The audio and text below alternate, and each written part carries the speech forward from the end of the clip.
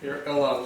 Let we start off the episode later. Yes. Ready? Count it down. Okay. Yeah. 5, 4, 3, 2, 1.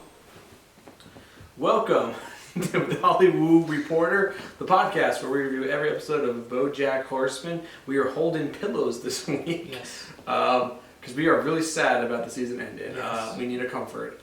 I think there's like 4 more seasons. we still have season 6 and crying together. I'm Matthew Mingo, alongside my co-host Dan Mendez. And we are really excited because we are one season down. One season down. It only took like 3 months of recording. to record. You know what? It would have if we did one a week. It still probably would have taken the same amount of time. But we took gaps in between recording. But you know what? This is great because now we have about 12 weeks worth it's in the can of content for these fine gentlemen. Yeah. Gentlemen and ladies. Yeah. Ladies and gentlemen. And we have time. We have another 12 weeks to get season 2 prepared and prepped. And that's very exciting. So let's jump into this episode. Jump in. So this episode is season finale. Oh man, you know what? You know the funny thing is, I looked up where you were in the bathroom. Who wrote the episode? But I forgot to write down the title. It is called. What's the episode called? Oh no! Later. It's called Later. There we go. Later. It's directed by Martin Sandrea and written by the creator Raphael. Nice. So Raphael's back to writing. So this episode opens different. No, I wouldn't say differently. This opens up on the Dick Cavett show from 1973, an old talk show. That's an actual show. That's an actual show. And yes. there's a reference that is made, where that show. Someone's gonna be There's kind of like a coming full circle here thing a bit, where the series opens on BoJack on the Charlie Rose show. Mm-hmm. And the show, I don't know, but I guess. You never heard of Charlie Rose? No. Famous interviewer. He was very inappropriate with women apparently on the show. Right.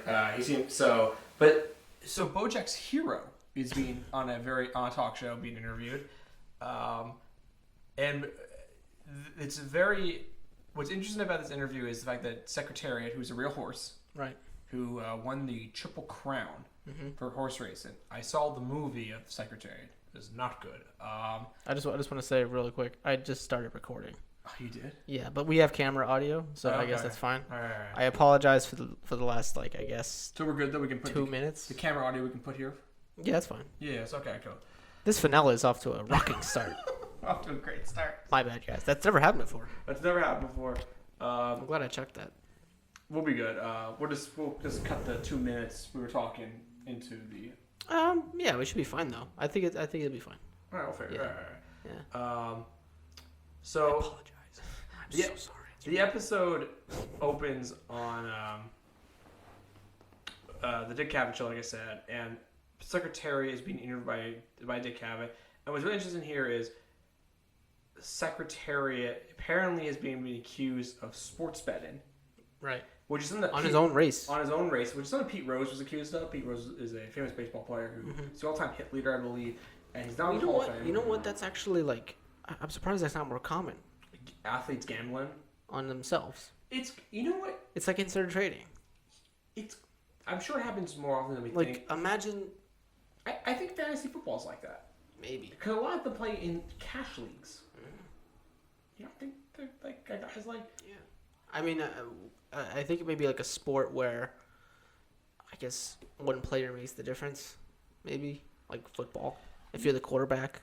Yeah. Like you could throw a game pretty easily. But couldn't you also say if all of a sudden you're like, I'm in a fast league. The winner gets 80. Maybe that's why professional athletes get paid so much. So it's literally not worth betting. Yeah.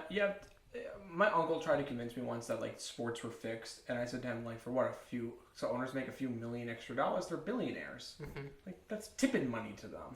But yeah, and then the winning teams players get paid based on how their wins. Not to make this a big sports thing, but like, okay, so you have a base salary that you get paid per year, depending on your contract, and there are incentives built in. So if your team if you do win, let's say in baseball you win 20 games, you might have something in your contract that says you get an extra $2 million that year. Or if you make the playoffs, you get X amount of money. Or if you win the World Series, you get X amount of money. Okay. Like, there is stuff built into contracts like that. A lot of times, it's really not that much extra money. Yeah. Depending on the person's contract. Usually, individual records get you more money. Right. Everyone on the team gets the same amount if you make the playoffs. You know what's screwed up? Not to stay on this topic for too long. Yeah. I think not too long ago, I know, I think it was the Daily Show or something did a whole thing on the women's soccer team. Yeah. Who was really good. They U.S. won in World Cups, yeah. They get paid way less when they win. Yeah. And if they lose, they don't get paid at all. Yeah. Like, they just get their base salary. And they don't have, like, actual, like practice grounds. It's like turf. What also sucks about that is the fact that, like, they both play for the same organization, the men's and the women's team. Which is screwed up, yeah. That's, I mean, like, it is so terrible. Why can't they use the same practice facilities? And I don't like soccer. Yeah. I don't watch. But I believe there's a lot of, like, stories like that. I don't watch men or women's soccer. I don't like it. I don't really enjoy watching I enjoy watching women's soccer very much, thank you. No, I'm kidding. I'm not a soccer fan, really. I'm European, so I guess it's built. It's built into you.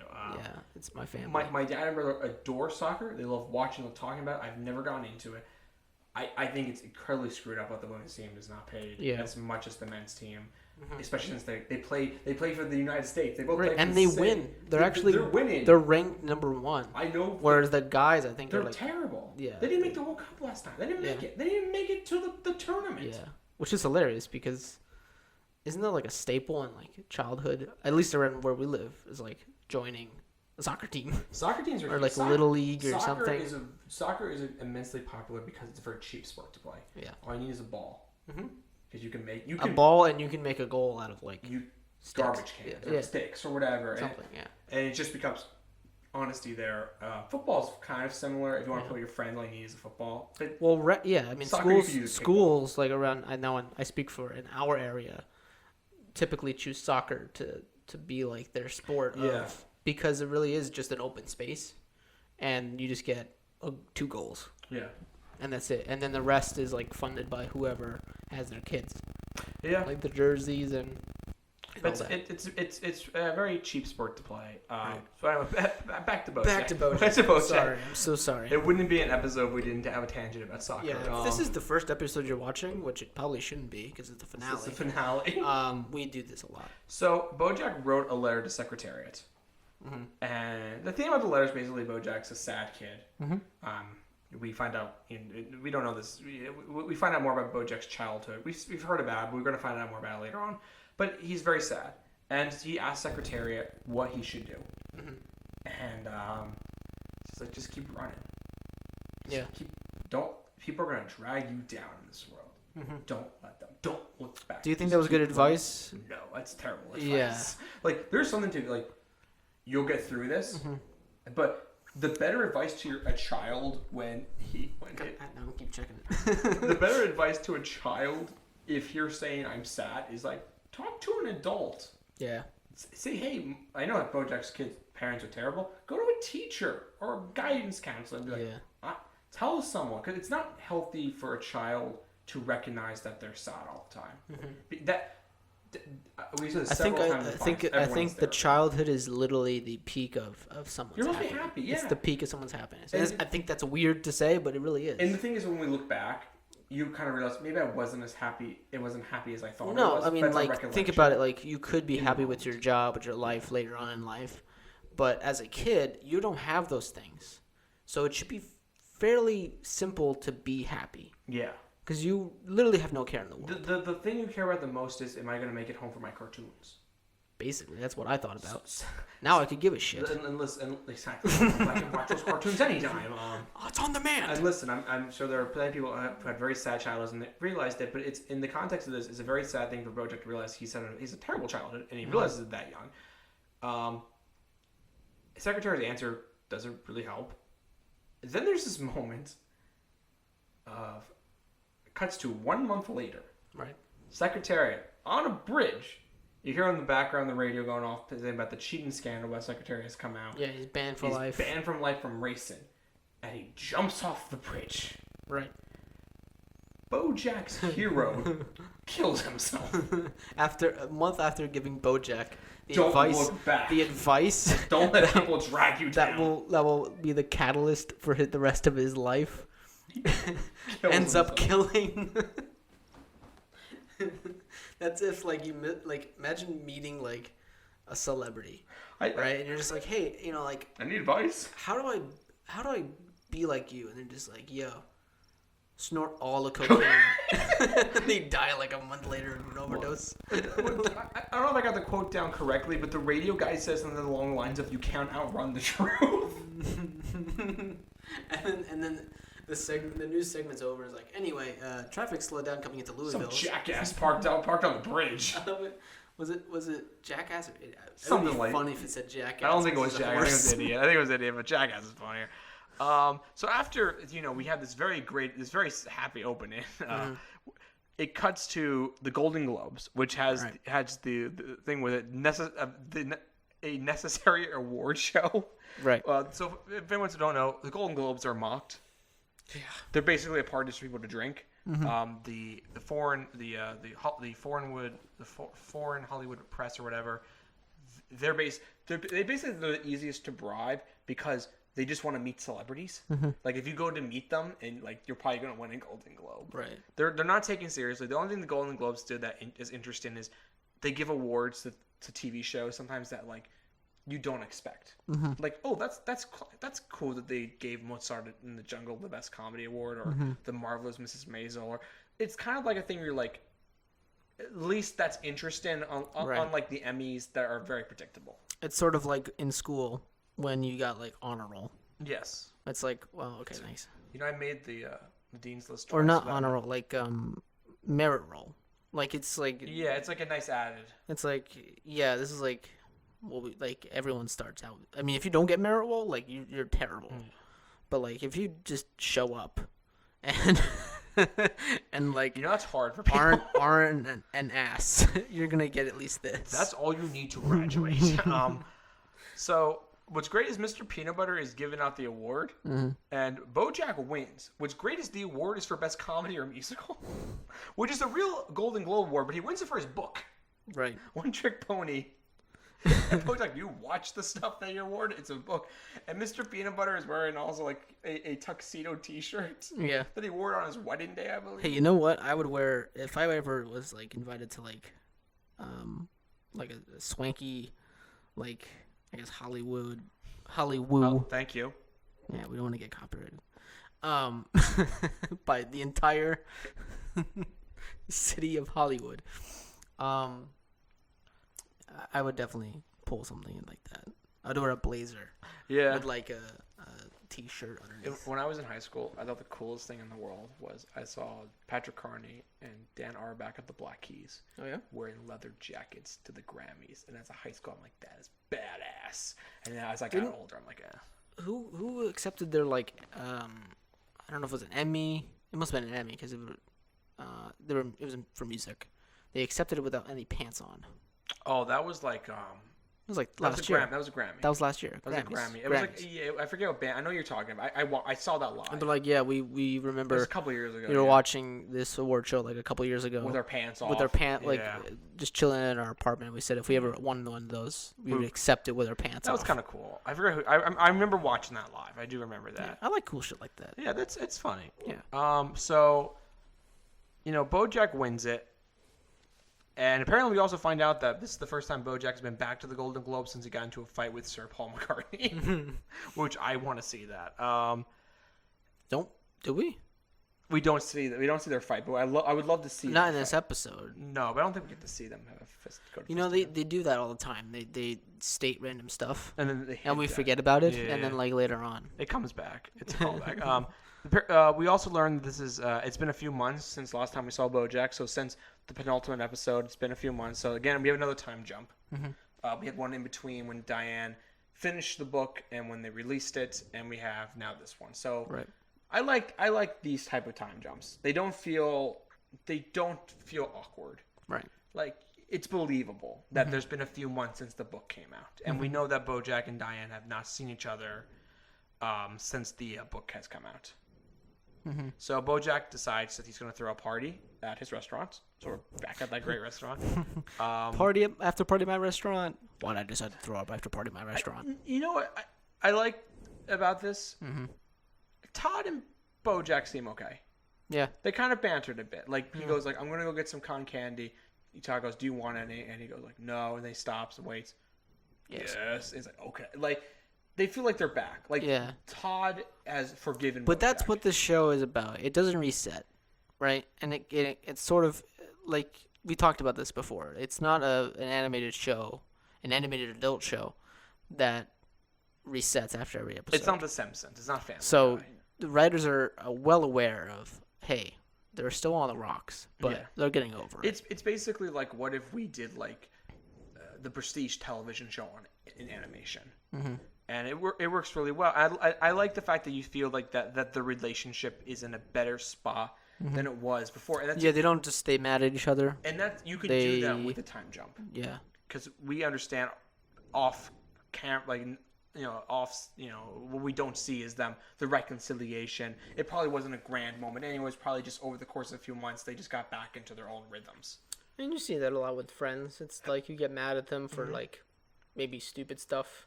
Yeah. And then you just can't help it. They're your friends. Yeah. So you just, I've had situations like that where I'm kind of mad at someone for doing something, and then it's like enough time passes where you realize how stupid it is to be mad at that person, like your friends. I agree. I've had moments like that, and you kind of just like wake up one day and you're like, I overreacted. Yeah. I'm like, that wasn't as bad as I thought it was.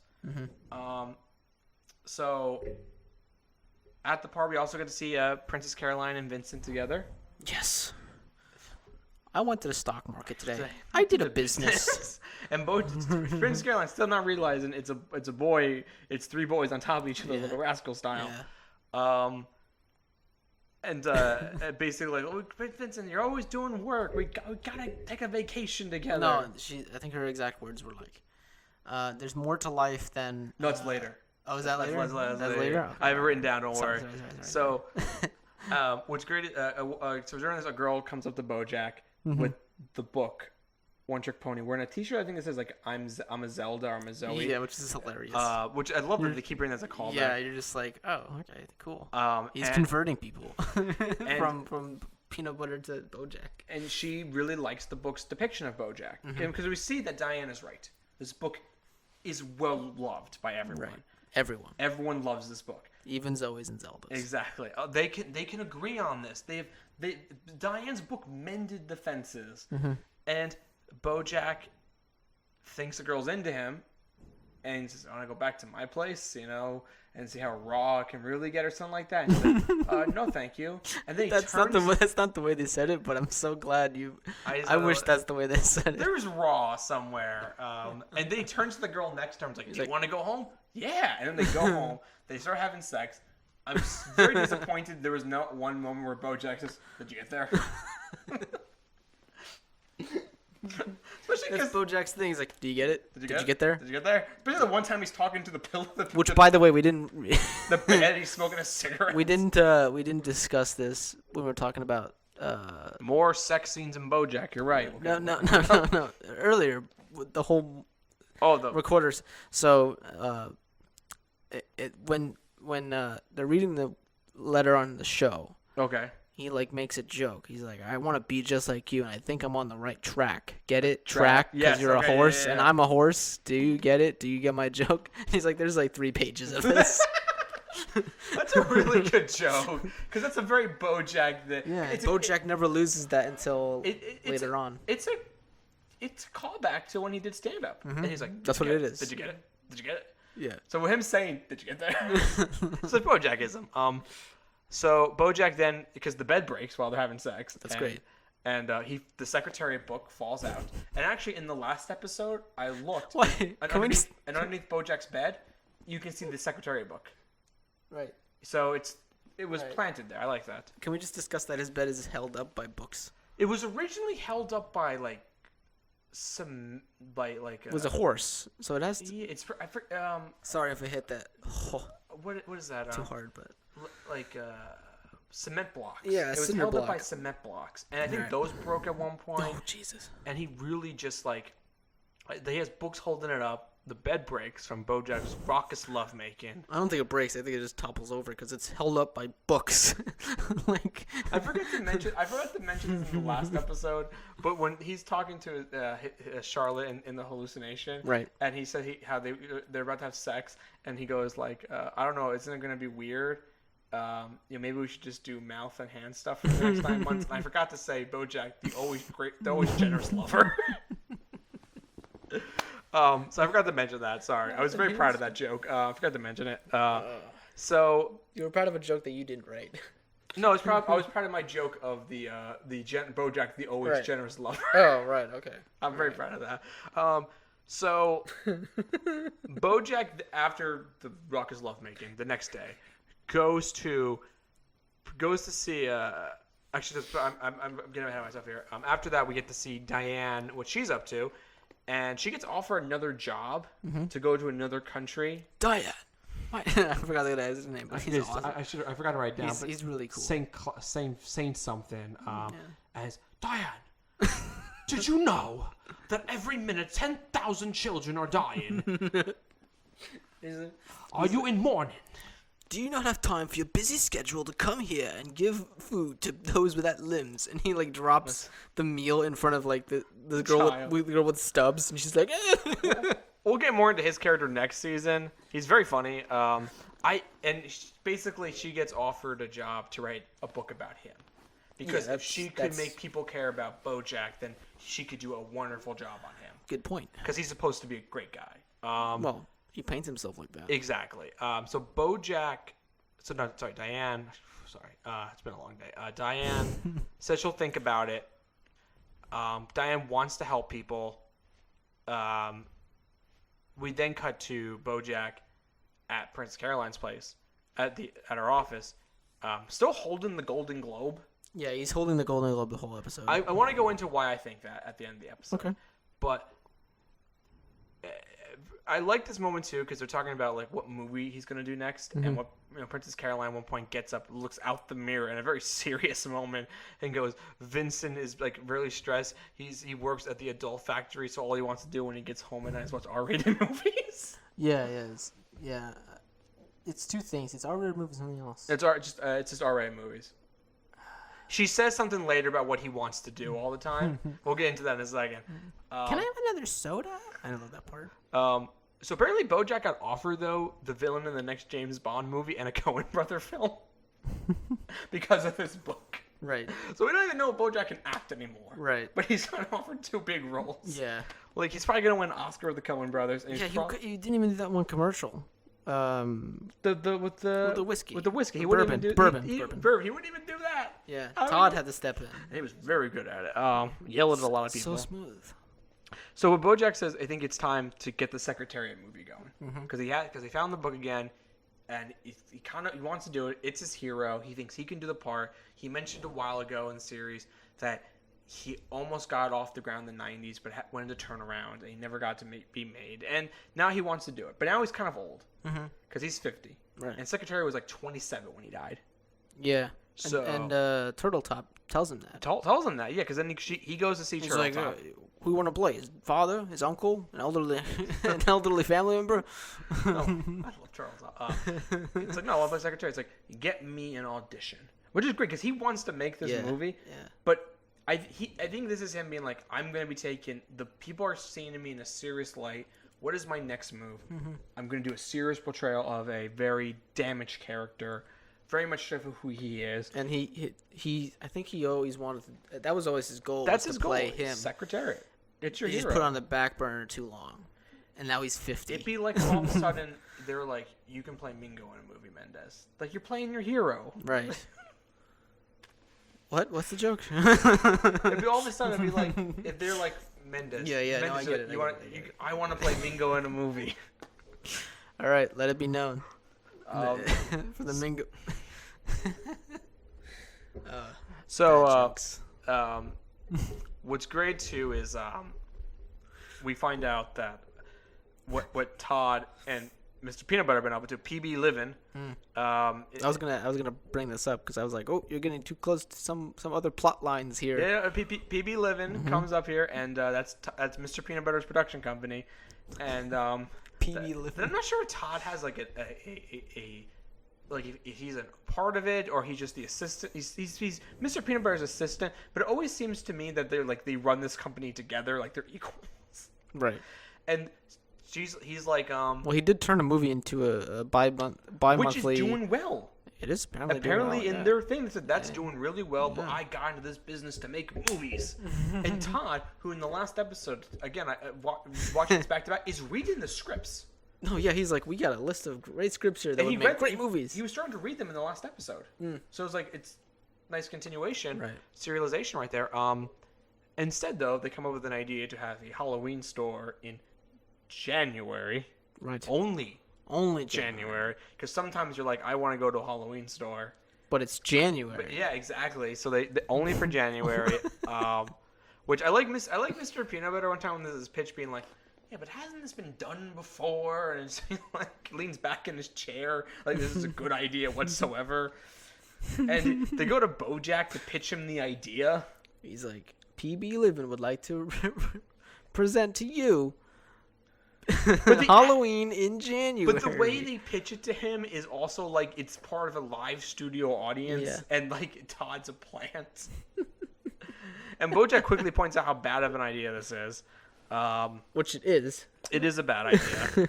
I know we're going to get a little jumbled here a little bit, but you also have Princess Caroline breaks up with Vincent in this episode, which is Princess Caroline saying like she feels like, you know, the relationship isn't working. She wanted to be in an adult relationship, but she's young at heart. And she's like, I want to feel the grass between my toes. I want to hold hands. I want to do something. Vincent goes, that's kid stuff. No, Vincent. No, that's baby stuff. Which is even more like showing his age. Like kids between the ages of like 2. Yeah. And like, I don't know, I guess like 10. Yeah. That's what they're like. They're like anything that they're not really interested in is baby stuff. It'd be like adulthood's not they call that. Oh, that's for babies. And Princess Caroline's like, adulthood is not all about work, business, and the toll rides at Disneyland. And the fact that she does not see this. There's more to life than coming home and watching R-rated movies. Which I think is great. It's wonderful. They break up, and you could see Princess Caroline is hurt by this, even though she's the one who breaks up with him. Vincent's hurt. But he wants another soda. He wants another soda. Because he's a kid. He doesn't get what's going on. Do you think the other kids underneath Vincent are also sad? Which is very interesting, because if he spends all his time watching R-rated movies, he should get adult relationships by now. I have a question at the end of this episode how the relationship works from a... I don't know. No. Not like in a weird way, but in a way of like... I'll explain in a second, but how does Vincent explain his absence from his family? He's at the business factory. No, from his family. Like he's at school. I don't know. It's like in the middle of the night. Maybe he's an orphan. I have so many questions about this. There's one in particular at the end I want to like bring up. Maybe he's an orphan. Maybe. No, all right, this is LA we're talking about. I have so many thoughts about Vincent. So Bojack goes to audition for the Royal Secretariat. He still holds the Golden Globe. He nails the audition. Right. Which the scene starts off with him at a supermarket or something, buying a loaf of bread, and turns into this monologue about like... Well, we know Bojack loves the supermarket. And him being like, I'm not running from anything. And just being like, this monologue, he nails it. It looks like he's going to get it, and then they get a call from Andrew Garfield. It says he'll take it. Which is hilarious to think of Andrew Garfield playing a horse. He's back. And once again, this is like, when this comes out, he is Spider-Man. He's a huge star. Can't say no to Spider-Man. I love how J.K. Simmons. Lenny Turtletop. Can't say no to Spider-Man. And he says it in that voice too, because he was in Spider-Man. That's right. And he says it in that. He says it in oh God, what's the guy's name in Spider-Man that he plays? J. Jonah Jameson. Yeah, JJ. he says it in JJ's voice.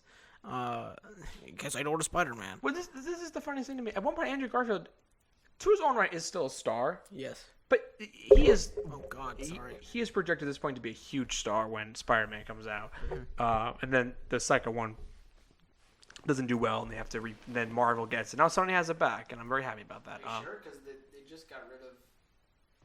They just got rid of Spider-Man again in the MCU. Yeah, no, but Did now, they get it back? No, Sony has it now. Sony has Sony it? got it back.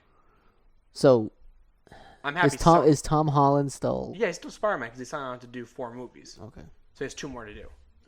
So he's still Spider-Man. It just will not be for Marvel. So it will be its own story. So he'll be fighting Venom at some point. Because that's another Sony movie. So anyway, not to go into the whole Disney thing. By the time we listen to this, that will be like 3 months old. So by then, the Teenage Mutant Ninja Turtles might be part of the Sony universe. So As long as Tom Holland's still making Spider-Man movies, I can still. it's fine. I can still relax. There are other things we should be worrying about right now, like BoJack. So, Smooth. So BoJack does not get the part. Princess Caroline then calls Diane up, and Princess Caroline calling Diane up is amazing for a couple reasons. And the best is the fact that she has to describe herself to Diane for some reason. I'm the pink cat. Yeah, we've met several times. You were at my wedding. And she offers a job to Diane to be a consultant on the Secretariat movie because Diane wrote the book on Secretariat. Right. And she thinks about it, so now she has 2 job offers, which is good for her. Like, that's amazing. She went from, like, no one hiring her to writing the BoJack book. And that happens Now she's a consultant. Now she can be a consultant. So according to PC, it's a cushy job. You get paid, and once a week you just say, Secretariat wouldn't do that. Exactly. Which is very accurate. So it's very accurate. It's a good paying job, too. Yeah. I can imagine, like, working on one of those films, like a biopic or something, and being like... Well, when you do the one on me. Yeah, I'll be like, Minka wouldn't do that. Minka wouldn't do that. Minka was an iced tea out of the fountain kind of man. He wouldn't buy the bottle. Yeah, no. If the fountain was offered. He didn't like cans. He did not like cans at all. Man, I gotta get used to having a microphone in front of me. Him and Steve Martin, they hate these cans. So after that happens, Diane thinks about taking the job. We then also learn that PB Livin has a new venture called Smoothie, which is smoothies. Smoothie! With like, it's like, I don't fully get the idea of it. It's like, you're It's drinking a mood, your mood. It's a mood that you drink like a smoothie. Okay, called Yeah. Smoothie. Yeah. Which we also learned through this, the fact that they basically gave up on the Halloween in January idea. They have a store, but the No problem is- floor. because Mr. Peanut Butter kept on like scratching the floor, which I love. The store, it never gets closed. It never gets closed. Like, we see it later on. It never gets closed, yeah. Yeah. And what's great is the fact that people keep on falling into it. I like when, too, because the Smoothie has a launch party. And I'm trying to figure out, when I originally was watching this episode, writing down Smoothie, what is a great running joke in this episode I've never noticed is Smoothie is spelled differently in every scene of the launch party. So, smoothie with a D, smoothing with a T. It's like, no, it's like, think it's like Smoothie, Smoody, like the girls are wearing that when they're handing things out. Right. There's one that's Smoodie. There's like another one, there's 2 other spellings of it. Yeah. It's never the same. Mr. Peanut Butter keeps confusing it with smoothie, obviously. And he's like, because I think if you are going to spell it as a branding thing, I would spell it Smoody. smoothie. Yeah, like I feel like it's also like you could see that as like. Well, if you say moody, yeah, with an S. yeah, Smoothie. yeah, It's a mood you drink. like a smoothie. It's like a smoothie. And they're like, we gotta concentrate on this. We this have is a $1 million idea. And then Todd mentions falafels. No, he's like, He does mention falafels. Though. what's the fire starter for that though? I forget, but like he's like, I'd feel awful, or something like that. Yeah, and then it's like, did you say? I'd feel awful Did you because say I heard falafel? falafel. I said feel awful, but tell me more about this falafel idea. And he's like, he's like, falafel, more like waffle. I love that moment. You are blowing my mind right now. It's a great moment. Also in this, at the lunch party, Princess Caroline and Vincent get back together. Yes. Princess Caroline? And everyone's like, oh shit. And he admits that he was a fool. That he goes like, I took a time out and I thought about what I did. I'm surprised he didn't start like spewing out Jerry Maguire lines. That would have been amazing.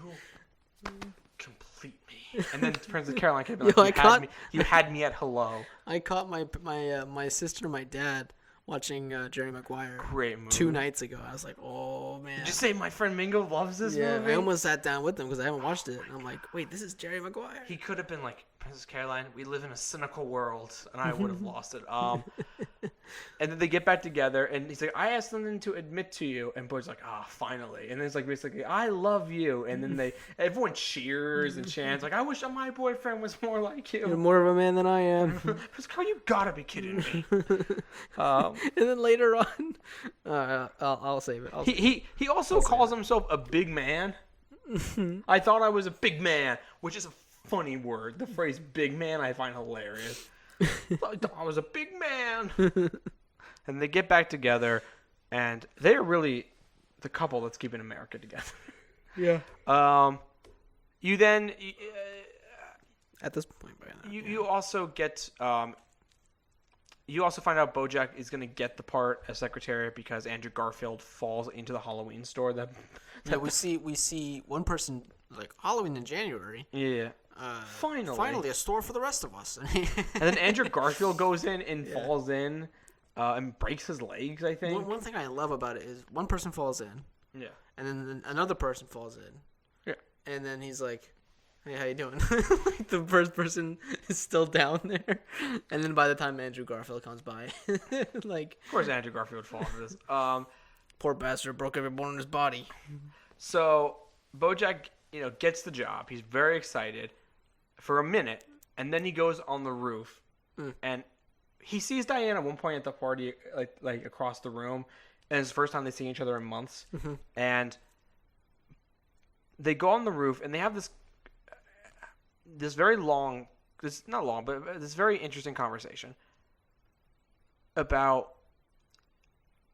is BoJack happy with his life and is Diane happy with her life? Right. Because BoJack brought up in the previous episode as well that Diane lives off her boyfriend, or now her husband now. Mm-hmm. And now she contributes financially because of her book. Well, we see just how much she lives off of him later on in later seasons where she's literally no one, not even a writer, not even a ghost writer. So that consultant life didn't work out. I don't, whether BoJack's happy or not is a big theme throughout the whole series. Mm-hmm.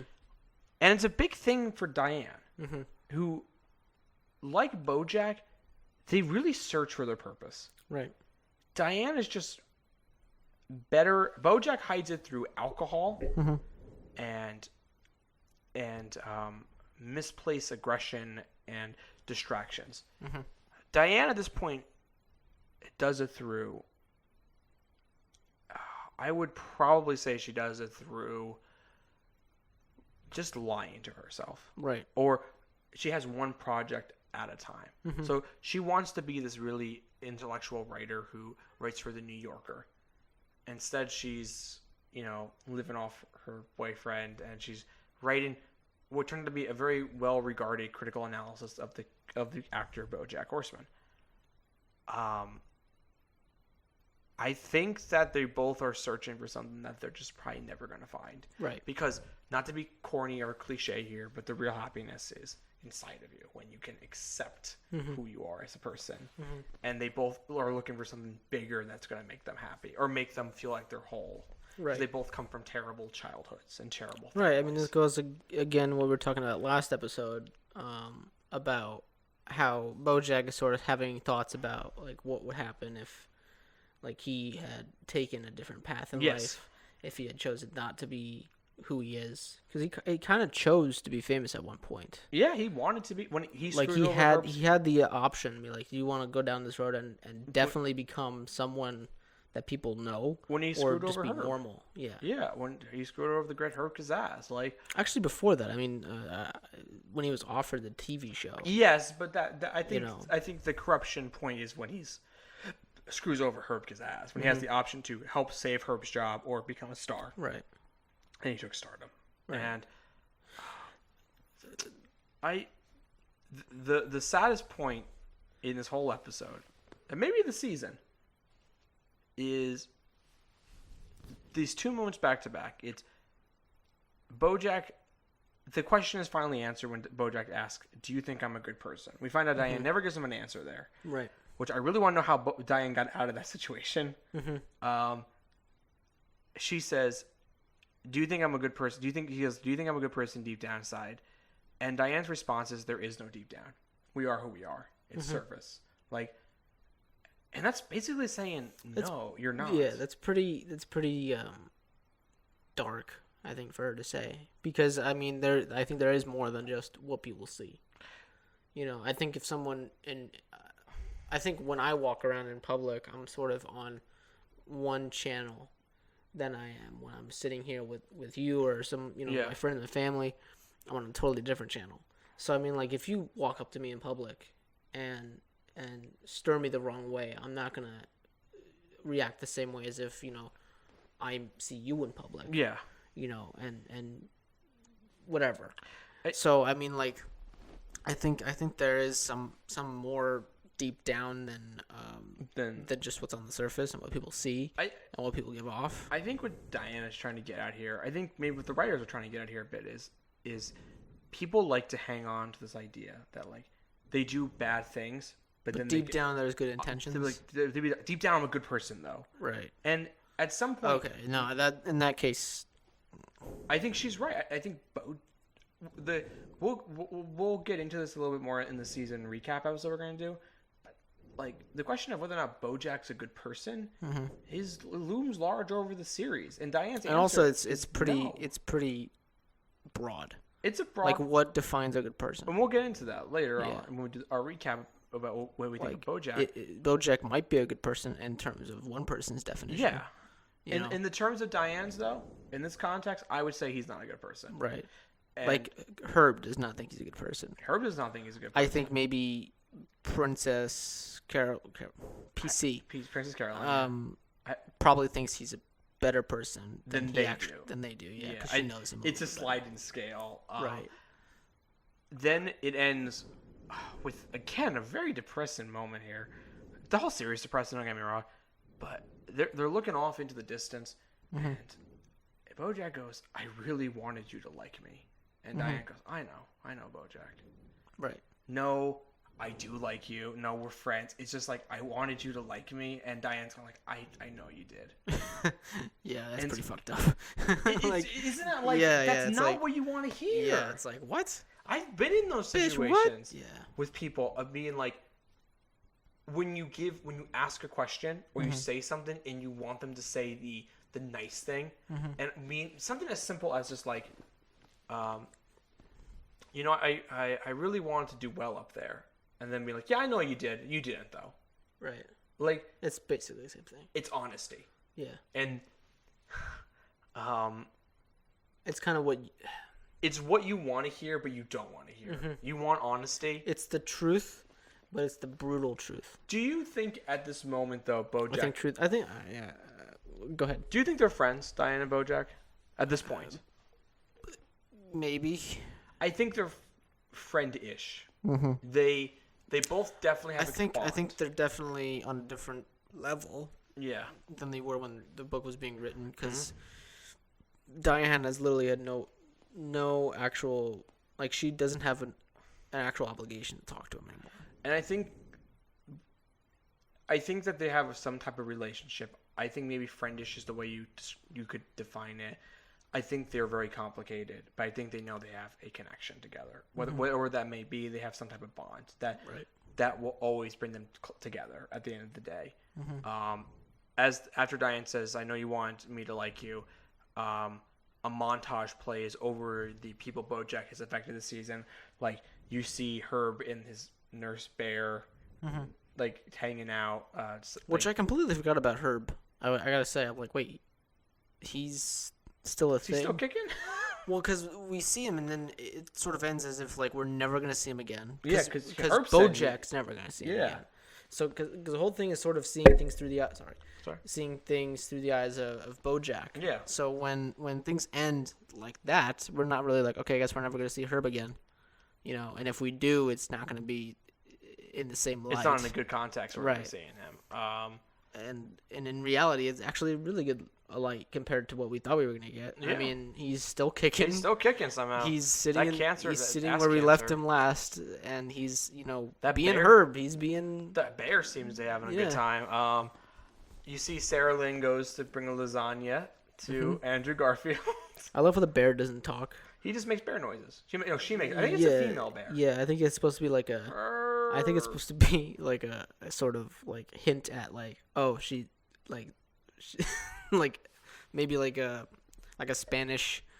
You think that's what it's supposed to hint at? Yeah, like a non-fluent speaker. Huh, I never thought of that. That could be. Yeah, because like doesn't know how to speak English. I would be curious. Because in this universe, there's animals and people. There are, yeah. So it's she could have come from someplace where there's just bears, and now she's somewhere where there's everyone. She could become like the Paddington universe. Love me some Paddington. Should be Paddington's cousin. I love Paddington so much. Go see Paddington. It's great. You also you see Vincent and Princess Caroline preparing for their cruise together. Yeah. Okay, this is my. She question. brings out a bathing suit. And he brings out a robe, or like a trench coat. Trench coat, like a Hawaiian print. Okay. Trench coat. This is my question. Where is Vincent? Where is the child that is the three kids stacked on top of each other, telling their parents they're going on when they're on this cruise? I'm telling you, man, they're orphans or something. This is they're orphans. I have so many questions. Or their parents are like really famous, and they just don't care. Here. Where are they saying they're going? This is a great joke, but this is all I'm thinking watching this episode. I'm like, where are your parents? Where like, with that voice too. Oh my god, this is so okay. That happens. This is great. What's great is too about that moment is everyone who's in the montage, which I will say playing over is Wild Horses. Wild Horses. Horses. Yeah. Stuff like don't sing. Really twangy. It's everyone together. Right. Like they have a significant other or some type of relationship. That's true. Or friendship. It is someone with another person. And the montage ends with BoJack sitting on his couch watching Horsing Around reruns. So this is like really the first time we've seen him watch the Horsing Around reruns in a while since the pilot episode. Was it since the pilot? She watched it with Sarah Lynn.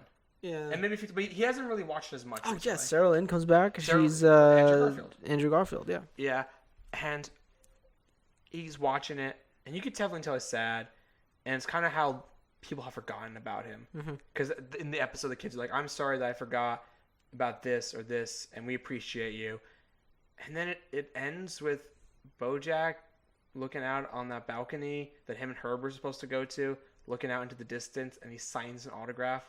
I think a kid tells him that I want to be just like you. It's like, really? And it's sort of like a roundabout way of being like, now he's the secretary. Yeah, exactly. It comes full circle. Yeah. And he looks out in the distance. And I think I see that in a moment of optimism of BoJack kind of getting his act together, of being like, okay, I think I'm happy with this. I think I'm happy about I'm going to play Secretariat. Yeah. Because they talked to Diana all about how, is this going to make me happy? And I think in that moment he decides it's going to make him happy. Right. And then the credits roll, and that's the end of season 1. So I want to get into one or two things before we wrap up and we rate the episode. Right. First of all, my theory on why he's holding the Golden Globe. In the pilot episode, we saw him bring those Horsing Around reruns with him everywhere. That to me was an indication that is the greatest thing BoJack's ever done, and he's very proud of it, and he wants everyone to know about it, and he wants to remind himself of it. The Golden Globe is now the greatest thing he's ever accomplished. Right. So he wants to carry it around. So he's just one of those people that like just sort of Tarzan from accomplishment to accomplishment, I think. Kind of, and he wants wants to remind people that he's good. He wants to remind himself. Right. And that's the constant reminder, I won this. I don't think there's any shame of that. I think it's good to self-motivate yourself. But to me, it's not motivation. It's more. I think when it moves on to like, look what I did, it's sort of bragging. Especially when you have to remind yourself of like, I did this. Like, it's kind of sad. Also, he didn't write the book. It was Diane. I know, but he's getting all the credit. I had one more other thing I wanted to bring up about this episode in general. Oh, do you think... This is the thing I always think about when I watch season finales, because one of the shows I love, Hannibal, the creator Brian Fuller always talked about how he liked to end each season like it was the last episode of the show. Right. And he ended a couple of them on very depressing notes. And saying like, do you think this was ended like that? I think this... Just in case? So my question to you is, because I'll answer in a second, is do you think if this was the last episode of BoJack Horseman, do you think this works as a finale? Because we do get some conclusions to some things. And we do get a full circle on relationships. I mean, there's still a lot that... Unanswered, but I feel like thematically it ends. But as a pilot, like, season... As a first season, Because the first season is just a pilot episode with more context. Yeah. I think it works. Yeah. I think you can any other season, I'd be pretty disappointed. Because, like, let's say this is the season finale. It's like the second season.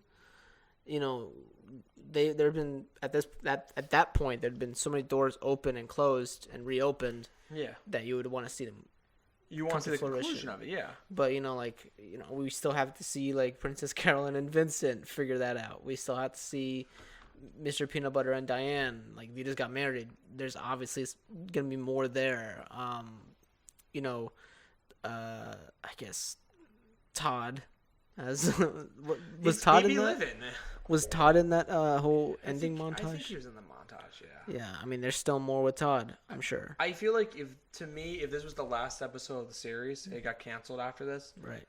I think it works as a finale. Yeah. I think I've seen the Secretary. There's a show that this is like my first experience with a show that I actually liked, but unfortunately the network probably didn't like it. What show? And didn't renew it. Mixology.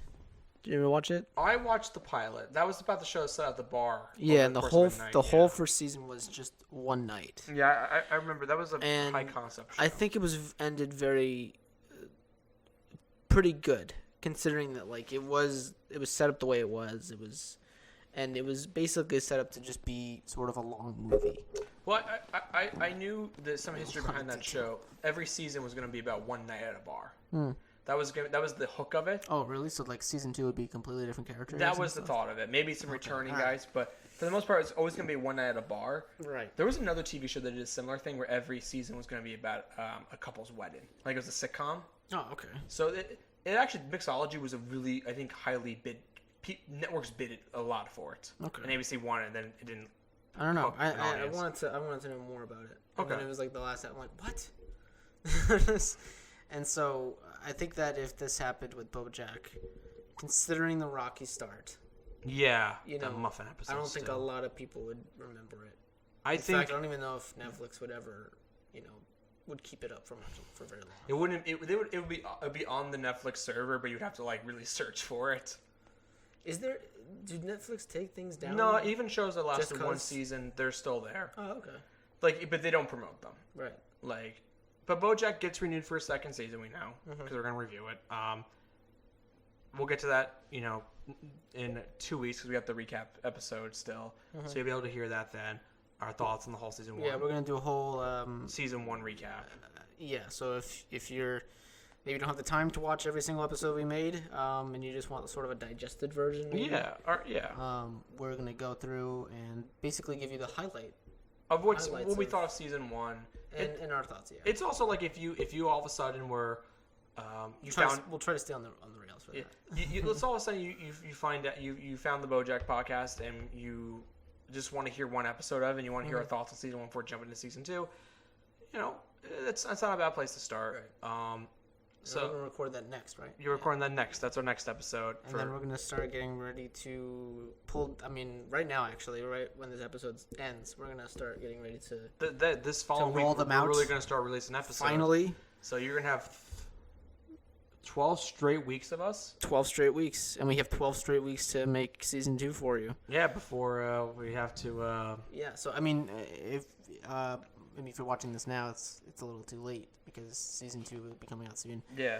But your comments, if you made any on whatever you're watching this or listening to this on, really probably do help us because we're probably filming season 2 while you're watching season 1. While you're listening to us talk about BoJack, we're recording a new episode. Right. So if there's any changes that you would like to see in this podcast, we're open. Our ears are open. We're open. Criticism, Obviously, we can't make those changes because you haven't seen this podcast yet. But also, we know our mistakes, and we already are correctly changing them. I've also come up with a few segment ideas maybe for next season. Mm-hmm, me too.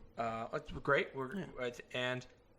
Before we rate the episode and do our house cleaning, I just want to say we started this podcast because we both love BoJack. Yep, it's a common show that we both know, which is sort of rare because I don't know a whole lot of shows.